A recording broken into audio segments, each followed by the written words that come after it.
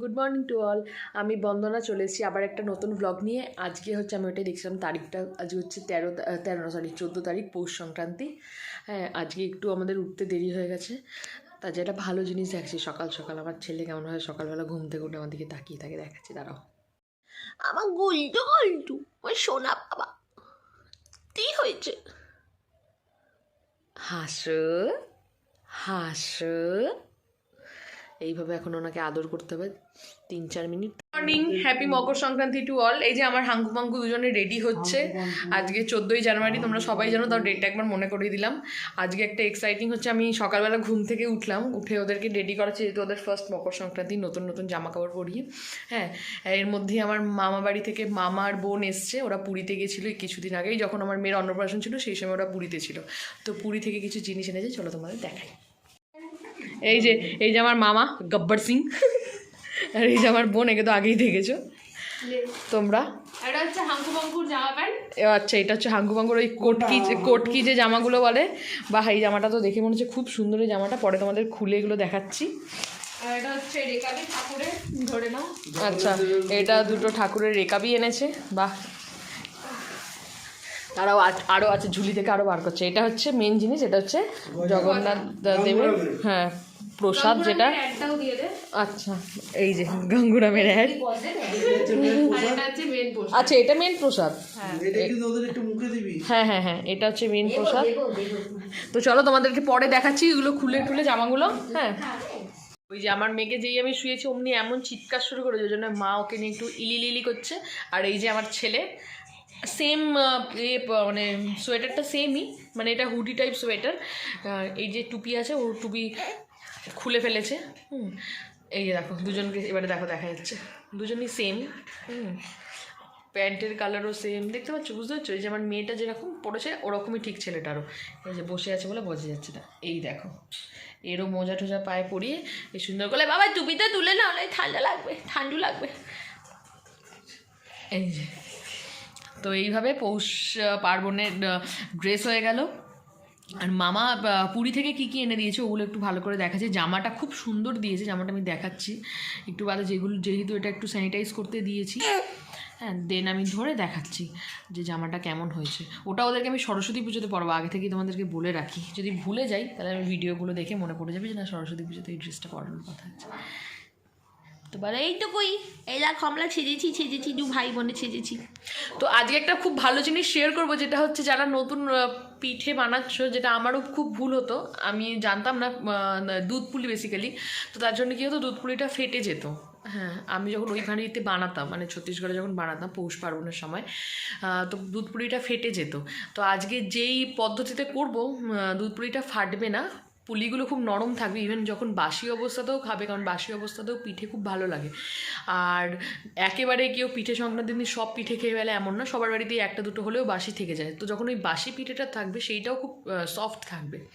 আজকে এই নতুন পদ্ধতিটা আমাকে অ্যাকচুয়ালি আমার মেজো কাকিমা উনি শিখিয়েছে, উনি বলেছে যে কীভাবে এর সফট থাকার পদ্ধতিটা। তো যখন আমরা বানাবো তখন নিশ্চয়ই তোমাদের সাথে শেয়ার করবো।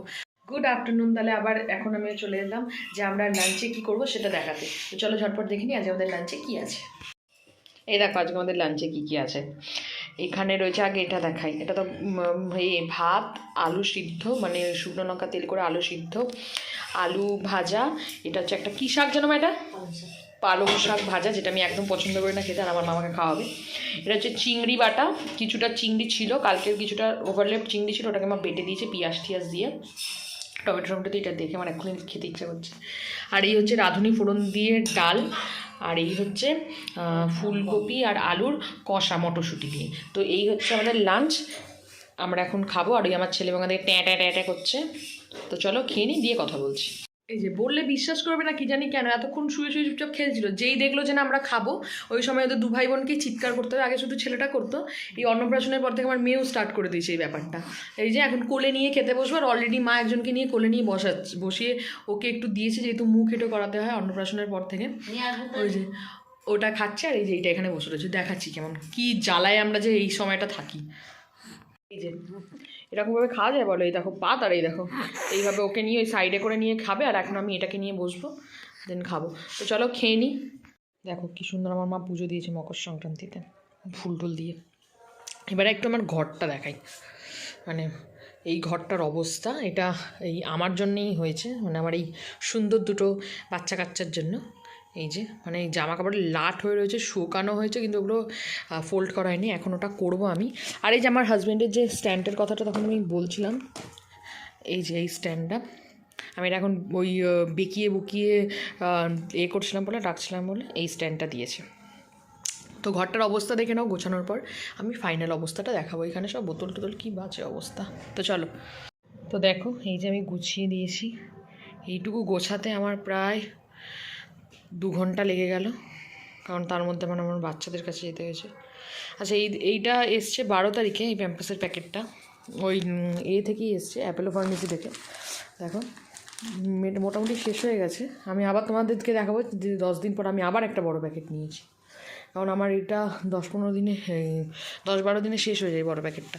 এটার দাম হচ্ছে 1200 কত টাকা, দাঁড়াও, এই যেটার দাম হচ্ছে 1249 টাকা। এখানে দেখতে পাচ্ছ কিনা বুঝতে পারছি না, মানে এটা আমি ছিঁড়েছি এমনভাবে যে এখানে দেখা যাচ্ছে, এই যে 49টা এইখানে, এই যে 1249 টাকা, কিন্তু আমি এটা 919 টাকায় পাই ডিসকাউন্ট দিয়ে। এখানে 93টা প্যান্টস থাকে, প্লাস এখন 9টা ডাইপার এক্সট্রা দিচ্ছে, মানে ওই 105 কার্ড এরকম ডাইপার এক্সট্রা দিচ্ছে। এটা আমি নিয়ে এসেছি 12 তারিখে, আর তার সাথে দুটো ওরা যে সেই দুধ খায় ন্যান স্টেজ 1, ওই দুটো নিয়ে এসেছি। তো চলো এখন এর ফটাফট তোমাদের দেখাই যে মামারা কী নিয়ে এসছে। তো এই দেখো, প্রথমে তো এই যে বললাম যে 1 কিলোর একটা গজার প্যাকেট, কত থেকে ও গঙ্গুরাম সুইটস থেকে নিয়ে এসছে। এই যে একদম পুরো, এটা যেটা ভালো যে দেখলাম করা, স্টেপল করা, এই যে দেখতে পাচ্ছি না, বুঝতে পারছি না, এখানে স্টেপল করা রয়েছে এইভাবে করে করে। এটা একটা নিচ্ছে 1 প্যাকেট। আর সেই দুটো তো আপনি দেখলে আমার মা আমার মেজে দিল, এই দুটো বেশ মোটা আছে, ট্যাপ ট্যাপে নয়, সুন্দর এই দুটো প্লেট যেটা বলে, ওইটা 20 প্লেট, জগন্নাথ বলরাম সুভদ্রার একটা সুন্দর ফটো আছে। আর এটা হচ্ছে ওর মানি নিয়ে এসছে, মেয়েটার জামা, এটা সরস্বতী পুজোর দিন পরাবো, দেখবে তখন। খুব সুন্দর একটা জামা নিয়ে এসছে, আমার খুব পছন্দ হয়েছে জামাটা, খুবই কিউট। আমার এই ধরনের বেশ ড্রেস পরাতে মেয়েদের ভালো লাগে, ঘেরওয়ালা একটা সুন্দর ড্রেস, এখানে সেই ছোটো ছোটো পম পম দেওয়া, সুন্দর ড্রেসটা। এটা হচ্ছে মেয়েটা। আর ছেলের একটা সেই কটকি, যে সেই পাঞ্জাবি বলে না, ওরকম নিয়ে এসছে কটকি পাঞ্জাবি, বেশ সুন্দর। এটাও ওকে আমি এই দিনকে পরাবো, সরস্বতী পুজো। এটা একটু ছেলেটার বড় হবে, কিন্তু বেশ সুন্দর, কটকি ছাপা দেওয়া, বর্ডারটা বেশ কটকির সুন্দর নিয়ে এসছে। চলো চলো, এরপর আমি কোথায় কোথায় যাব সেটা দেখো। এই যে আমি রেডি হয়ে গেছি, রেডি হয়ে এখন যাব, প্রথমে যাব একটা মন্দির আছে এখানে, ওই মন্দিরে যাব পুজো দিতে মানে একটু ধূপকাঠি মোমবাতি দেখাতে, আর তারপর যাব একটু দুধ আনতে, তারপর এসে কীভাবে দুধ পুলি নরম নরম বানানো যায় সেটা তোমাদেরকে দেখাবো। তো চলো, আর যে মন্দিরে যাবো সেই মন্দিরে তোমাদের একটা মায়ের ফটো দেখিয়ে দেবো, কী সুন্দরভাবে সাজায়, দেখতে পাবে তাহলে। চলো।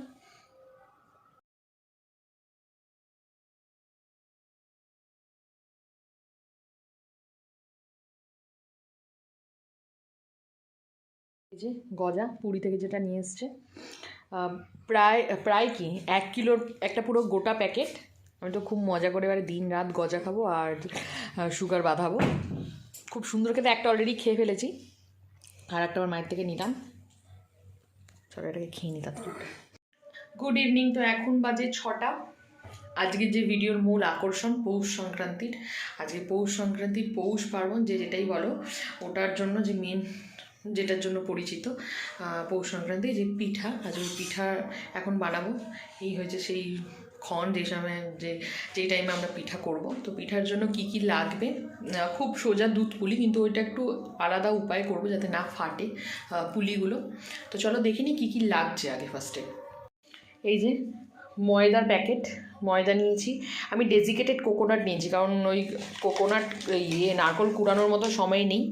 এটা হচ্ছে কত গ্রাম আছে বলছি, এটা 100 গ্রাম আছে, 55 টাকা দাম।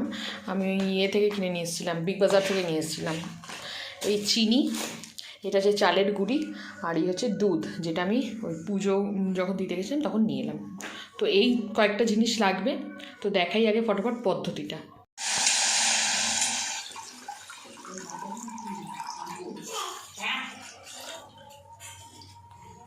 আমি একটু বেশি করে গরম জল করে নিলাম। আর এই যে ওখান পিছন দিক দিয়ে যে এই আওয়াজটা আসছে, ওটা হচ্ছে আমার ছেলে মেয়ের সাথে আমার মা যুদ্ধ করে ওদেরকে খাওয়াচ্ছে, দুধ খাওয়াচ্ছে। আচ্ছা, গরম জলটা করার পদ্ধতি হলো একটু দেখাই, কারণ এটাই হচ্ছে মেন সেই পিঠাটা নরম করার। গরম জলটার মধ্যে আমরা একটু নুন দিয়ে দেবো। নুন দিয়ে এটাকে যতক্ষণ না নুনটা মেল্ট হচ্ছে ততক্ষণ গরম জলটাকে হতে দেবো। এই যে এখানে আমার নুন জলটা হয়ে গেছে। আর এইখানে যেটা আমি করেছি মাপটা আমি দেখাচ্ছি। এই যে এই কাপটার আমি 2 কাপ ময়দা নিয়েছি আর 2 কাপ চালের গুঁড়ি নিয়েছি। এটা হচ্ছে একটা মেজারমেন্ট, মানে তুমি যতটাই ময়দা নেবে ঠিক ততটাই তুমি চালের গুঁড়ি নেবে, মানে হাফ অফ কোয়ান্টিটিতে। এবারে এটার মধ্যে আমি স্লাইট নুন দিয়ে দিয়েছি, একদম অল্প, জাস্ট না দেওয়ার মতো, কারণ আলো না বানায় না কোনো জিনিসই। আর তার সাথে এই জলটাকে আমি এখন ঢেলে দেবো। এক সেকেন্ড।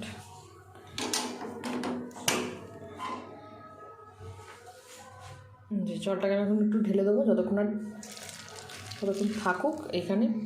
আমি অল্প একটুই ঢেলেছি, কারণ বেশি হয়ে গেলে তখন মুশকিল হয়ে যাবে। দিয়ে আমি এটা দিয়ে এই হাতাটা দিয়ে একটু নাড়িয়ে চাড়িয়ে নিই। যদি আমার মনে হয় যে একটু জল আর একটু লাগবে, দেন আমি আর একটু দেবো। যেমন জল আর একটু লাগবে, বেশি জল হয়ে গেলে মুশকিল, অল্প অল্প করে জল ঢালা যায়।